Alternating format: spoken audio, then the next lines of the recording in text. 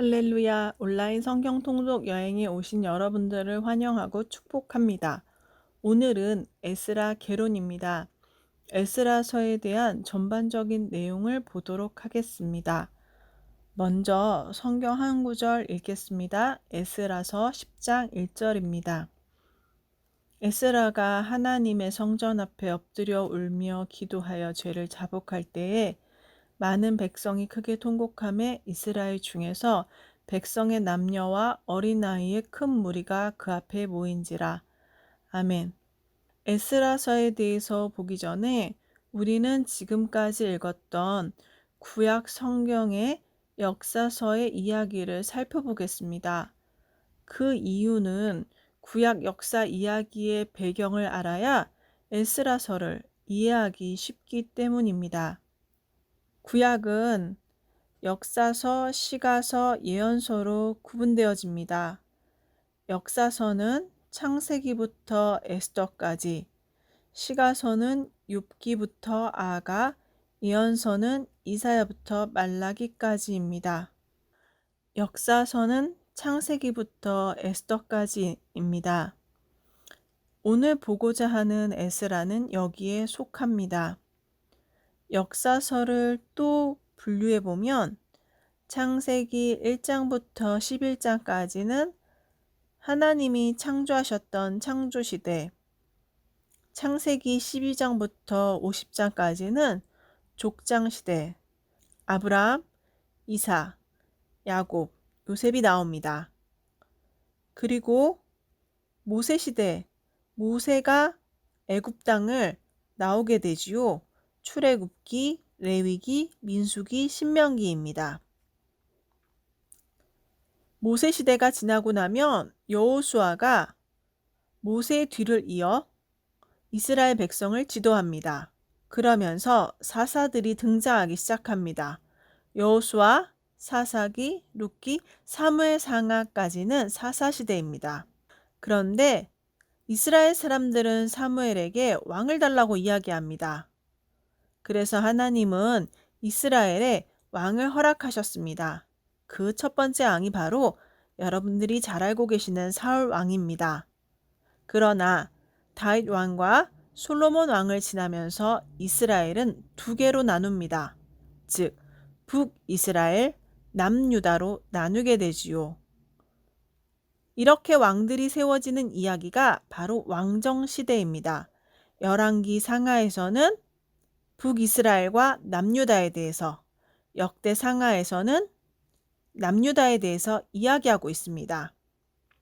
북이스라엘은 아수르에 의해서 먼저 멸망당하고 남유다는 바벨론에 의해서 멸망당합니다.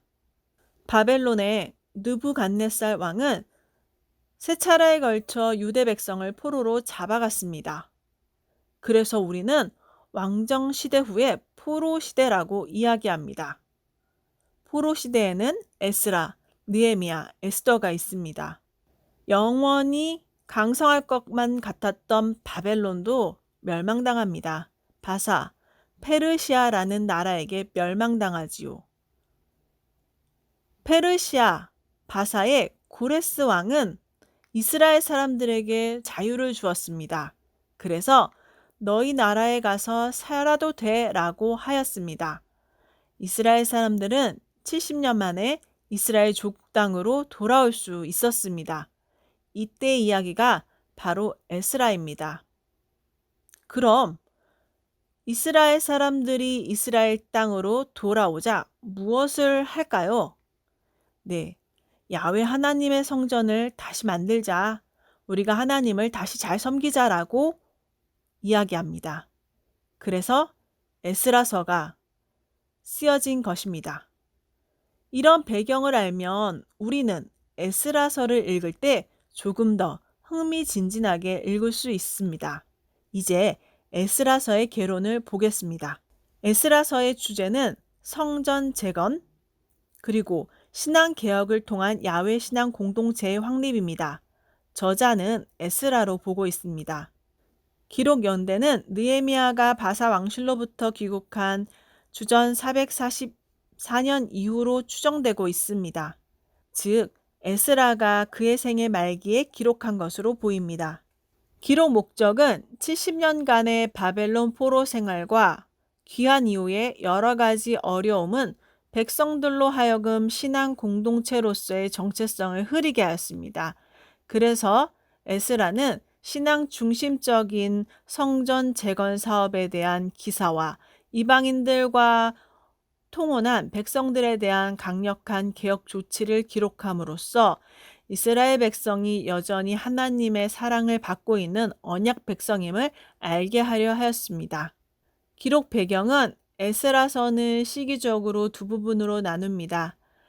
첫째는 수룹바벨을 주축으로 한 1차 기한이며 둘째는 에스라를 중심으로 한 2차 기한입니다. 그럼 이제 에스라서의 특징을 보겠습니다.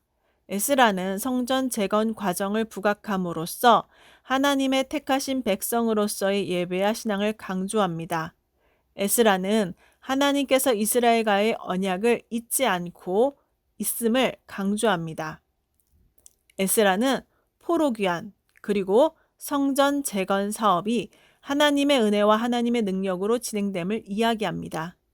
에스라는 이스라엘 백성이 야훼 신앙 공동체로서 신앙의 순수성을 지켜야 한다고 강조합니다. 마지막으로 에스라서의 내용 분해를 보겠습니다. 1차 기한과 2차 기한으로 나뉜다고 이야기했지요.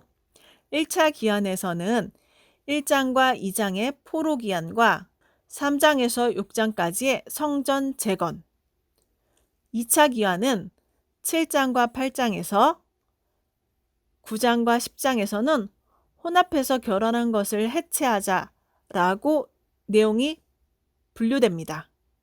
에스라서를 통하여서 여러분들은 신앙 공동체로서 다시 재건해가는 과정을 볼 수 있는데요.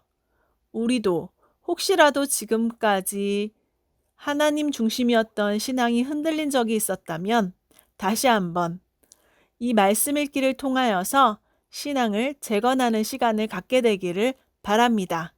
내일 온라인 성경 통독 여행은 에스라 1장에서 4장입니다. 기도하겠습니다. 사랑의 하나님 감사합니다. 오늘은 에스라서 개론에 대해서 알게 되었습니다. 하나님, 우리가 이 시기를 지나면서 혹시라도 야훼 하나님의 신앙을 잊어버린 적이 있나요? 혹시라도 야훼 하나님 신앙이 무너진 적이 있나요? 하나님, 우리의 신앙을 다시 한번 재건할 수 있도록 주님께서 도와주시고 이 성경을 읽을 때에 우리의 마음 가운데 하나님의 그 신앙이 바로 설 수 있도록 주님이 도와주세요. 예수님의 이름으로 기도드립니다. 아멘.